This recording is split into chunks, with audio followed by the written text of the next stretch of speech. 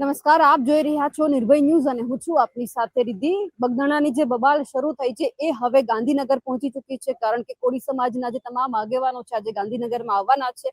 મુખ્યમંત્રી ભૂપેન્દ્ર પટેલને પણ મળવાના છે, કારણ કે જે રીતે હુમલો કરવામાં આવ્યો અને ક્યાંક જે માયાભાઈ આહિર છે એમના દીકરા જયરાજ આહિરનું નામ છે આખા પ્રકરણની અંદર સામે આવ્યું, તેમ છતાં જ્યારે પીડિત યુવક છે કહી રહ્યા છે કે જયરાજ આહિરના કારણે એમને મારવામાં આવ્યા છે અને એ જ વ્યક્તિનું નામ લઈને એક નાજુ કરીને વ્યક્તિ છે મારી રહ્યો હતો, તેમ છતાં જે 8 વ્યક્તિ છે એમની ધરપકડ કરવામાં આવી છે. હાલે 8 જે વ્યક્તિ છે આરોપીઓ છે એ જેલ હવાલે છે, પરંતુ હવે કોળી સમાજના જે આગેવાનો છે એ અત્યારે ગાંધીનગર આવવાના છે. ગાંધીનગરની અંદર મુખ્યમંત્રીને મળવાના છે. એમની ઘણી બધી અલગ અલગ માંગ હશે. હવે એ પણ જોવાનું છે કે કઈ કઈ માંગને લઈને તેઓ મેદાનમાં આવે છે, કારણ કે આપણે જોયું કે જ્યારે હીરા સોલંકી છે એ હોસ્પિટલની અંદર મળવા માટે ગયા હતા અને ત્યાં જઈને તેમણે હુંકાર કર્યો હતો. પરસોત્તમભાઈ સોલંકીને ફોન કરવામાં આવ્યો હતો. એવું કહેવામાં આવ્યું હતું કે તમે ગમે ત્યાં હોય સોમવારે ગાંધીનગર આવવાનું છે, ગાંધીનગર આપણે રૂબરૂ મુલાકાત કરવાની છે, મળવાનું પણ છે.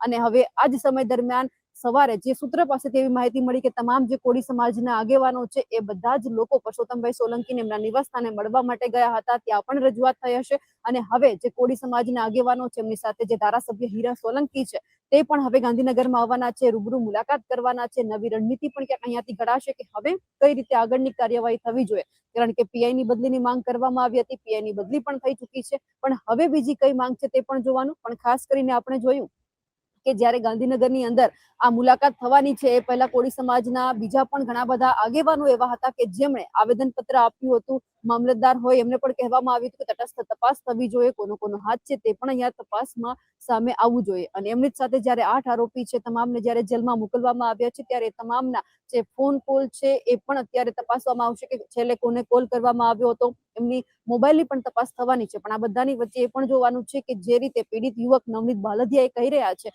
કે જયરાજ આહિરનું આ આખા પ્રકરણની અંદર હાથ છે, કારણ કે માયાભાઈ આહિરને તેમણે ક્યાંક માફી માંગવાનું કહ્યું હતું અને એ જ માફી માંગતો વિડીયો બહાર આવ્યો. એ પછી એમના દીકરાને ક્યાંક મનદુખ થયું અને આખી ઘટના સામે આવી. એટલે સૌથી મોટો સવાલ એ પણ છે કે એમની સામે કોઈ કાર્યવાહી થશે? એક વખત પણ એમને તપાસમાં બોલાવવામાં આવશે? કારણ કે જ્યારે અહીંયા મળવાની વાત છે ત્યારે જો મળવા માટે આવશે તો ક્યાંક સવાલ મુખ્યમંત્રીને પણ કરવામાં આવશે કે 8 આરોપીની તો ધરપકડ થઈ ચૂકી છે, પોલીસે કાર્યવાહી કરી છે, પણ જયરાજ આહિરની સામે કોઈ એક્શન લેવામાં આવશે? કારણ કે પીડિત યુવક છે એવું પણ કહી રહ્યા છે કે એમના પરિવારને પોલીસ વારંવાર પોલીસ સ્ટેશન બોલાવે છે, ધમકાવવામાં આવે છે, એવું કહેવામાં આવે છે કે તારા પપ્પા છે રાજકારણ કરે છે, એમને કહી દેજે કે રાજકારણ ન કરે. કારણ કે કોળી સમાજના તમામ આગેવાનો છે એ અલગ અલગ પ્રકારે એમને મળવા માટે ગયા હતા. નવનીતભાઈએ બધી વાત પણ એ લોકોને કરી હતી. અને આ બધાની વચ્ચે જ્યારે રાજેશ ચુડાસમા હોય, કુંવરજી બાવળિયા હોય, હીરા સોલંકી, બધા જ લોકો મળવા માટે ગયા હતા. હવે કોળી સમાજના આગેવાનોમાંથી એક અલગ પ્રકારનો સૂર ઉઠ્યો છે કે એક જ વ્યક્તિને કેમ ન્યાય અપાવવામાં આવી રહ્યો છે. આવી તો અનેક ઘટનાઓ સામે આવી છે. હજુ આજે જ એક પત્ર છે સોશિયલ મીડિયામાં ખૂબ વાયરલ થયો છે. નામી પત્ર છે, કોણે લખ્યો છે કઈ જ ખબર નથી, પણ એ તમામ કોળી સમાજના જે આગેવાનો છે એમને કહેવામાં આવ્યું છે કે જ્યારે જયેશભાઈની હત્યા 2018માં થઈ હતી, જે વીએચપીના આગેવાન હતા, અને જ્યારે આખી ઘટના સામે આવી અને એમનું હત્યા થઈ હતી તો પછી કોળી સમાજના એ તમામ આગેવાનો ક્યાં હતા કે એમને ક્યારે ન્યાય મળશે? આવા તો ઘણા બધા જે દાખલા છે એ કોળી સમાજની અંદર છે. કોળી સમાજના ઘણા બધા યુવકો એવા છે કે જેમની હત્યા થઈ છે, તો પછી આગેવાનો કેમ નથી બોલતા? એટલે હવે અહીંયા જે આખો માહોલ હવે ધીમે ધીમે અહીંયા તમામ લોકો છે તે થોડી જ વારમાં આવવાની શરૂઆત થશે.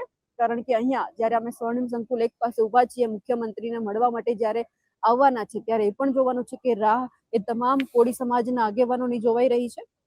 અને હવે એ પણ જોવાનું છે કે કોળી સમાજના જ્યારે આગેવાન આવે ત્યારે કઈ માંગ સાથે તેઓ મેદાનમાં આવે છે, કઈ માંગ છે તે અહીંયા મૂકવામાં આવે છે. અને ખાસ કરીને જે માંગ મૂકવામાં આવશે તો મુખ્યમંત્રી દ્વારા તેનો સ્વીકાર કરવામાં આવશે કે પછી કહેવામાં આવશે કે અમે તપાસ કરીશું, તપાસ થાય છે, ન્યાય મળે છે, કે પછી હર વખતે ગુજરાતની અંદર જોયું છે કે 100માંથી 50% એવા કિસ્સા છે કે જ્યાં ન્યાય નથી મળ્યો, હજુ તપાસ ચાલુ છે કે આમાં પણ ક્યાંક તપાસ થાય છે. અને છેલ્લે એ પણ જોવાનું છે કે જેમ લોકો કહી રહ્યા છે કે શું ખરેખર સમાધાન થશે કે પછી આજે આખો કેસ છે એ આમનામ ચાલતો આવશે. એટલે હવે થોડી જ વારની અંદર જે છે કોળી સમાજના જે હવે તમામ આગેવાનો છે, સાથે ધારાસભ્ય હીરા સોલંકી છે તે પણ આવવાના છે. એટલે હવે એ જોવાનું છે કે અહીંયાથી શું નવી રણનીતિ ઘડાય છે, શું માંગ મૂકવામાં આવે છે.